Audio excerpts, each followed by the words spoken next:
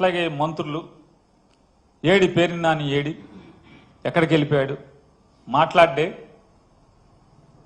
ఇన్నాళ్ళు ప్రతిదాన్ని వైసీపీ తరపున భుజాన్ని వేసుకుని మాట్లాడేవాడు. వాడి విషయానికి వచ్చేప్పటికి ఆడేం మాట్లాడట్లేదు. ఏమైపోయాడు? పారిపోయాడు.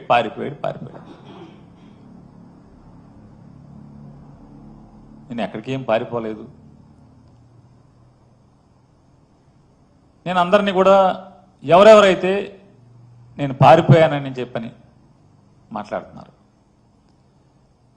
నేను ఒకటే మిమ్మల్ని ఒక చిన్నగా కోరుకుంటున్నాను. ఒకటి, మీరు ఒక్కదానికి మీ అంతరాత్మను ప్రశ్నించుకుని సమాధానం చెప్పండి. మీ మీద కక్షతో మీ ఇంట్లో ఆడవాళ్ళని మీద కేసులు కడితే మీరు ఇంట్లో ఆడవాళ్ళని రక్షించుకోవడానికి ప్రయత్నం చేస్తారా, లేదా ఇంటి ఆవిడ్ని ఇంటి ఇల్లాల్ని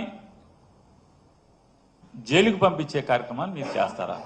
అభంశుభం తెలియని వాళ్ళని చెప్పండి. మీరు రాసిన వాళ్ళని కానీ మాట్లాడిన వాళ్ళని కానీ యూట్యూబ్లో అందరినీ నేను అడుగుతున్నాను. నేను ఇది విమర్శనాత్మకంగా అడగట్లా, పరుషంగా మాట్లాడట్లా. సరే అయిపోయాక ఒక మంత్రి గారు అయితే దొంగతనం చేస్తే రాజకీయ కక్ష ఏంటి, అదేంటిది ఏంటి అని మాట్లాడుతున్నారు. నేను చేశానని చెప్పని మీకు ఆధారాలు ఉన్నాయా? ఎలా మీరు నేను దొంగతనం చేశానని మీరు మాట్లాడతారు? ఇన్వెస్టిగేషన్ కంప్లీట్ అవ్వలేదని చెప్పనేమో మీ పోలీసులే చెప్తున్నారు. ఆల్రెడీ నిన్న కేసు డైరీ కోర్టుకి ఇచ్చి దాంట్లో కూడా ఈ విషయాలు ఏం మాట్లాడలేదని చెప్పని అంటున్నారు. ఇవన్నీ మీడియాలో వచ్చినాయి, నేను కాదు. నేను కోర్టుకు వెళ్ళలేదు. అన్ని కోర్టు వ్యవహారాల దగ్గర నుంచి పోలీసులు ఏం చేయాలి, ఎవరేమనుకుంటున్నారు, మీరు ఎందుకు ఈ చేయరు అవి చేయరు అని కూడా రాసేటండి పెద్దలందరినీ కూడా నేను అడుగుతున్నాను ఒక మాట.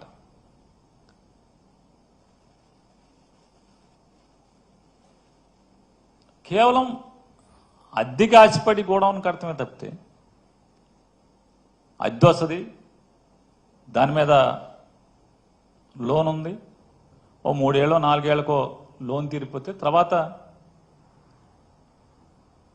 ఖర్చులు పోను వచ్చేది ఉంటే సరే చచ్చిపోయే వరకు బతకడానికి సరిపోద్దని కట్టింది తప్పితే తప్పుడు పనులను చేద్దామని కాదు కదా. నిజంగా తప్పుడు పనులను చేయాలంటే ఇదే కావాలా? ఇది చేస్తాడు ఎవడన్నా? ఇది చేస్తారా? నేనేమన్నా పిచ్చోడినా, లేకపోతే హ్యాబిచువల్ అఫెండర్నా? నేను అలవాటు పడిపోయినటువంటి నేరస్తున్నా?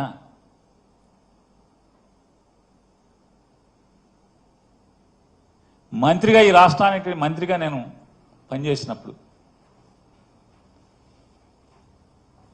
వెనకలికి పెద్దలు చెప్పిన సామెత ఉంటుంది కదా, మంచోడి మొహమాటం మాంసం కూర ఉన్న దగ్గర భోజనం దగ్గరను చూడమని చెప్తారు. అంటే నాన్ వెజిటేరియన్ తినేవాళ్ళలో సామెత అది. నేను మంత్రిగా పనిచేశాను కదా, ఇవాళ ఉన్నటువంటి డీజీపీ గారు నేను కలిసి పనిచేశాం. ఆయన ఆర్టీసీ ఎండీగా, నేను రవాణా శాఖ మంత్రిగా. నేను వారి అంతరాత్మనే ఒకసారి అడగమంటున్నాను. మనం కలిసి పనిచేసినటువంటి ఆ కాలంలో పేరుని నాని అనేవాడు మీకు ఎక్కడన్నా తప్పుడు పని మీకు చెప్పటం కానీ, లాభాపేక్షతో మీకు ఒక ఆదేశం ఇవ్వటం కానీ, మీ మీద ఒత్తిడి చేయటం కానీ, లేదా పాత డీజీపీ గారు కూడా ఉన్నారు, రిటైర్డ్ డీజీపీ గారు కూడా, వారిద్దరూ నేను కలిసి పనిచేశాం. ఏనాడన్నా ఒక తప్పుడు పని, కక్కుర్తి పనికి మీ మీద ఒత్తిడి చేయటం, మిమ్మల్ని అడగటం, మిమ్మల్ని ఆదేశించటం ఇప్పుడున్న జరిగిందా? నా క్యారెక్టర్ మీకు క్షుణ్ణంగా దగ్గరగా చూసిన అధికారుల్లో మీరు ఉన్నారు. లేదు రవాణా శాఖలో వందల మంది అధికారులు ఉన్నారు. ఏ అధికారి నన్ను అడగండి.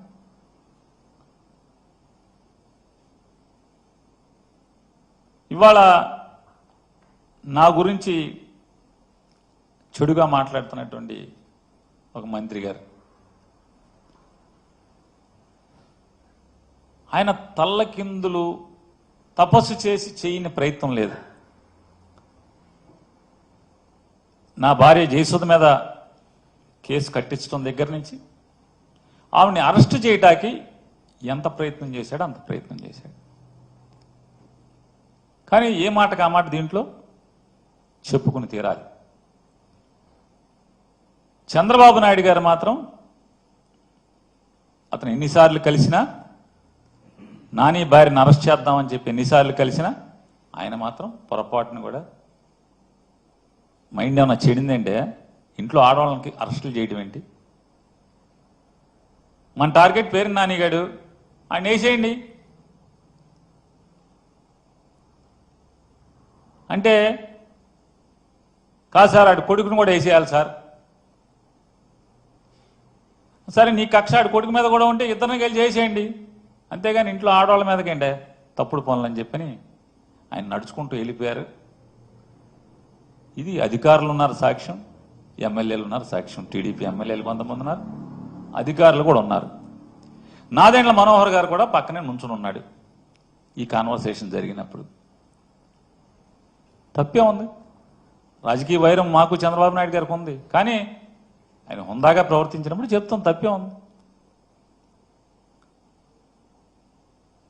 ఇవాళ రాజకీయ కక్ష లేదని మాట్లాడతారు. రాజకీయ కక్ష లేకపోతే సరాసరి మేనేజర్ మీద నా మీద ఇప్పుడు జరిగే ప్రయత్నం అదే కదా. రేపో ఎల్లుండో, ఎందుకంటే 2వ తారీఖు స్క్వాష్ ఏదో వేసినట్టున్నారు మేనేజర్ ఇంట్లో వాళ్ళందరూ. 2వ తారీఖు ఏదో వాయిదా పడినట్టు ఉంది. 2వ తారీఖు లోపు ఎక్కడన్నా గాలించి ఆ మేనేజర్ని తీసుకొచ్చి అతనితో బలవంతంగా 4 పీకో 10 పీకో తెల్లకాయితల మీద సంతకాలు పెట్టించి నా పేరు రాసుకుని నన్ను అరెస్ట్ చేయడమే కదా ఇక మిగిలి ఉన్నది. మనకు అర్థమవుతున్నది కదా, నన్ను నా కొడుకుని ఇద్దరిని అరెస్ట్ చేయడమే కదా ఇక మిగిలి ఉన్నది. కానీ ఇంట్లో ఆడవాళ్ళ జోలికి వెళ్తాం ఎంతవరకు అని అడుగుతున్నాను నేను అబద్ధం చెప్పాల్సినటువంటి పని లేదు. ఇది 100%, 100కి 100% జరిగింది. కావాలంటే అది బాగోదు కాబట్టి ఏ తారీఖు ఎన్ని గంటలకి ఎక్కడ కూడా నేను చెప్పగలను ఈ కాన్వర్సేషన్ జరిగింది. చంద్రబాబు నాయుడు గారు ఆడవాళ్ళని అరెస్ట్ చేయడం అంటే ఇంట్లో ఆడవాళ్ళని అరెస్ట్ చేస్తారండి, బుద్ధి లేదా అని తిట్టినా కూడా బెయిల్ రాకుండా విపరీతమైన డిలే ప్రయత్నం చేస్తూనే వచ్చారు. 13వ తారీఖున బెయిల్ పిటిషన్ మూవ్ చేస్తే ఉద్దేశపూర్వకంగా పీపీల్ని మార్చి పీపీల్ని సెలవులు పెట్టించి 27వ తారీఖు వరకు అది కూడా బలవంతంగా జడ్జి గారు నేను ఎట్టి పరిస్థితుల్లో వాయిదా ఇవ్వను ఇవాళ చేసేస్తాను అని చెప్పిన తర్వాత 27వ తారీఖు చేయాల్సిన పరిస్థితి వచ్చింది. అలాగే 10వ తారీఖున ఎఫ్ఐఆర్ అయితే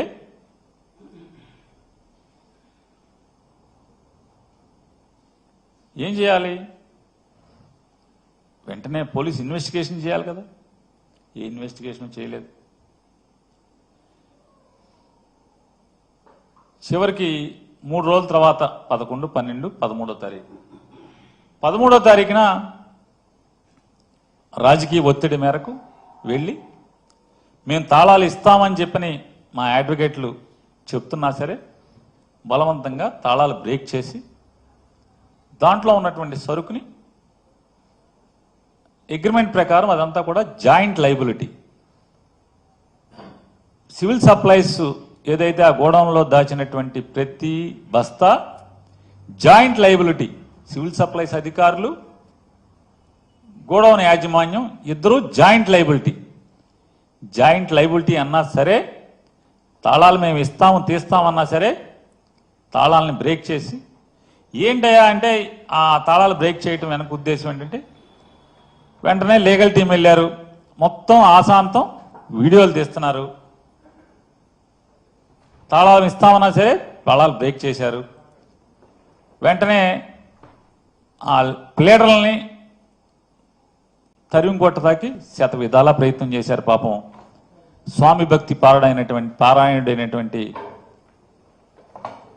ఇన్వెస్టిగేషన్ ఆఫీసర్ గారు, సర్కిల్ ఇన్స్పెక్టర్ గారు ఎంత బెదిరించినా అదిరించినా ప్లేడర్లు మాత్రం మా పని మేము చేస్తాం, నీవు ఇష్టారాజ్యంగా చట్టవిరుద్ధంగా అగ్రిమెంట్కి విరుద్ధంగా మీరు తాళాలు